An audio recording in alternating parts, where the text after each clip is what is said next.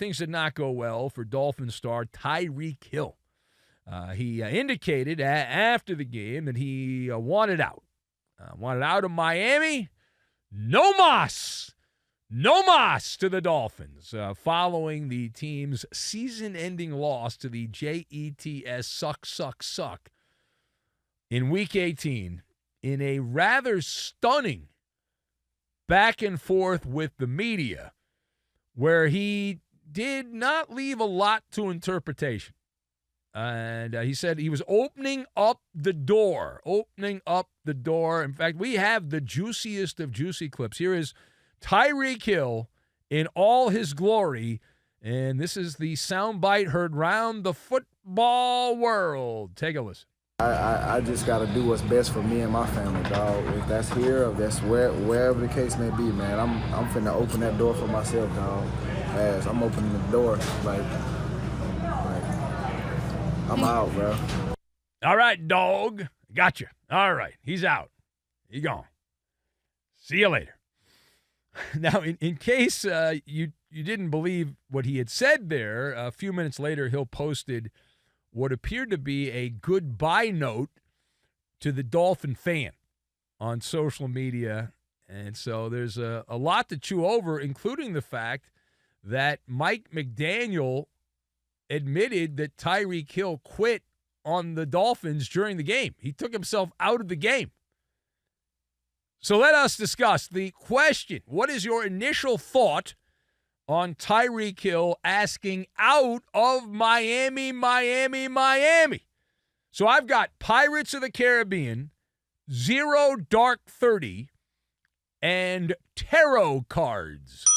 And we will combine all of these things together, and we are going to make a nice game of tic-tac-toe is what we're going to make. So our first X on the tic-tac-toe board, we'll go right in the middle there.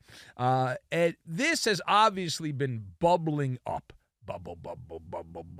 That's what it sounds like, by the way. And Tyreek did not hide this, okay? He did not hide this. There were signs that were sent out. Do you see the light? Do you see the sign? They were there. And think of it like lava in a volcano. And you don't necessarily see what's going on in a volcano until it's getting ready to burst, right? And so the Dolphins, even though the game was still going on, when the score of the Bronco-Chiefs game where Kansas City laid down their arms and did not compete, just embarrassing, their backups.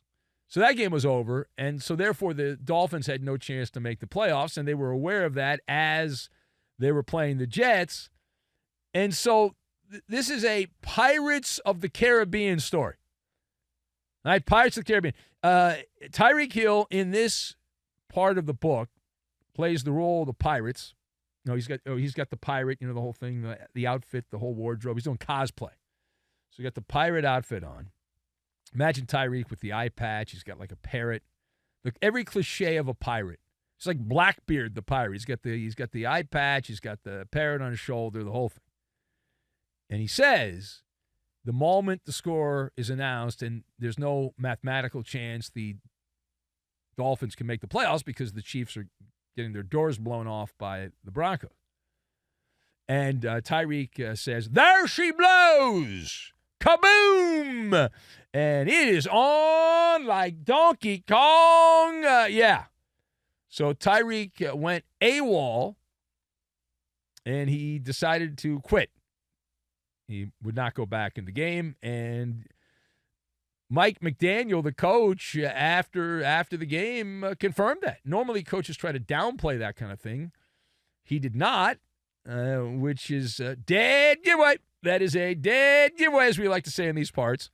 Now, despite quitting on the Dolphins, announcing you want out of the team you're playing with, and confirming it on social media, this is still not the greatest exit from the NFL, not even in recent years.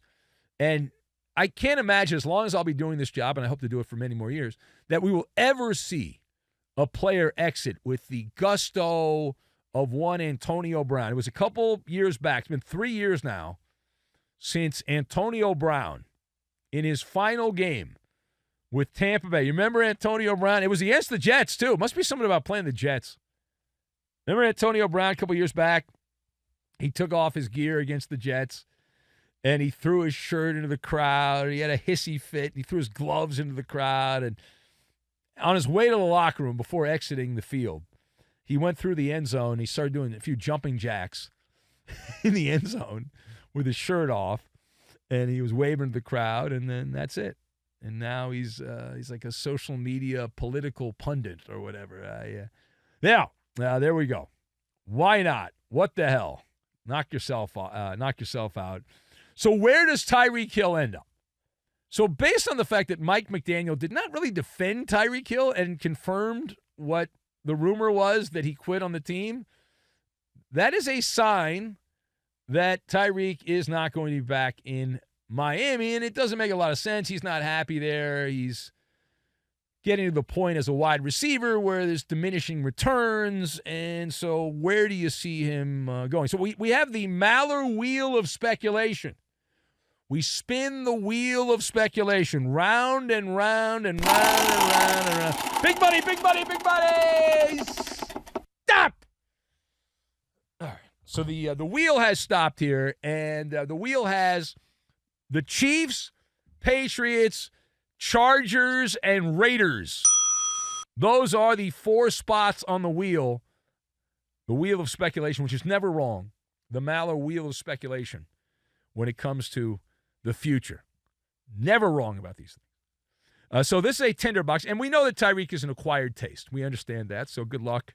Good luck on that. It certainly is a storyline that those of us that do talk radio are very happy about because we're setting up the next wave of NFL news. And you as the consumer of this content, the word I was looking for was content. So you as the consumer of this content will get to enjoy numerous MALLER monologues of Tyreek Hill. Will he stay in Miami? Will he go? Is he going to be released? What's the contract like? Who wants him? There'll be a rumor that Team A wants him, and then the next day Team B, we want him more, but Team A doesn't want him anymore. So this will be going on between now and the NFL draft until there is some kind of resolution between now and the NFL draft. All right, now, secondly, staying in Jersey, Aaron Rodgers. Still uncertain. Will he stay? Will he go? Will he stay in the NFL? Will he retire to do weird podcasts about God only knows what? Well, he did comment on Fox following the Jets' win over the Miami Dolphins, and he said he's not going to be dragging out his decision. He talked to Pam Oliver on the field following the game and said he's going to go out west, I assume to California. Maybe his place over in Malibu. He's got a couple homes, but he's got a place in Malibu. Going to take his time, he said. And I said, I'm not going to hold anyone up, Rodgers stated, and I will make the decision before it gets too late in the offseason. Okay. Now, some believe Rodgers has already decided he's going to retire. He's in his 40s now. That's normally the time people who are lucky enough to play that long end up retiring.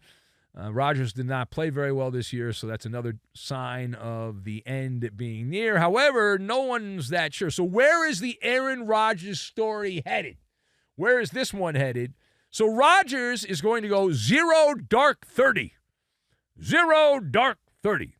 He'll go off the grid. It is a military term, of course. We know LeBron used to do that. Now he can't really help himself because there ain't no party like a Diddy party, right, LeBron? So, it's a darkness for Aaron Rodgers. He'll head out to the Amazon, go to Malibu, and then go to the Amazon, have a big pot of ayahuasca, and then a side of toad venom, and put that together. He'll hug a few trees, do that, and maybe fly in some UFOs and then decide whether or not he's going to play. I think he's going to play again.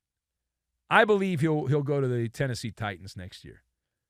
And he'll go down there and do his thing, and he and Davante Adams will be a package deal, whether it's Tennessee or New Orleans. They'll go somewhere together and give it another run. All right, now, final thought. I want to pivot back to South Beach. We talked minutes ago about Tyreek Hill, but I want to go back to South Beach because despite failing to qualify for the postseason in a division with the Jets and the Patriots, Miami not making any major changes, at least if you believe the statement that was released by Dolphins owner Stephen Ross, the man who likes himself so much he put his name on the Michigan Business School. Stephen Ross announced that head coach Mike McDaniel and GM Chris Grier will return. The whole gang is back in 2025. The Dolphins finished the year with a losing record, 8-9. And they, of course, as we mentioned, they lost to the Jets there on Sunday to finish with that 9th loss. So what does Stephen Ross, the owner, and his decision to keep Mike McDaniel and Chris Grier in charge of the Dolphins, what does that tell us? So reading the tarot cards on this one, you look at the tarot cards, this is another telltale sign.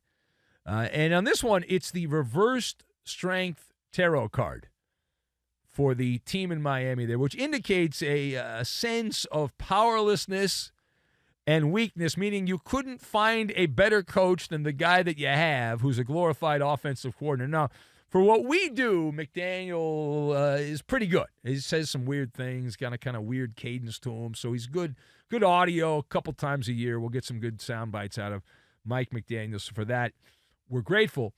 But in terms of his actual ability to coach a team, he's had enough time now where we kind of see what he is as an NFL head coach, and not that great, right? Not that great. And so Stephen Ross, you'd think at his age he'd be willing to make some changes there, but it appears he is not.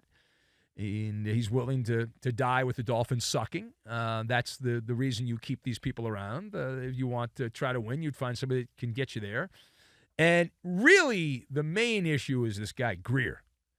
You realize he has been the general manager of the Dolphins since 2016.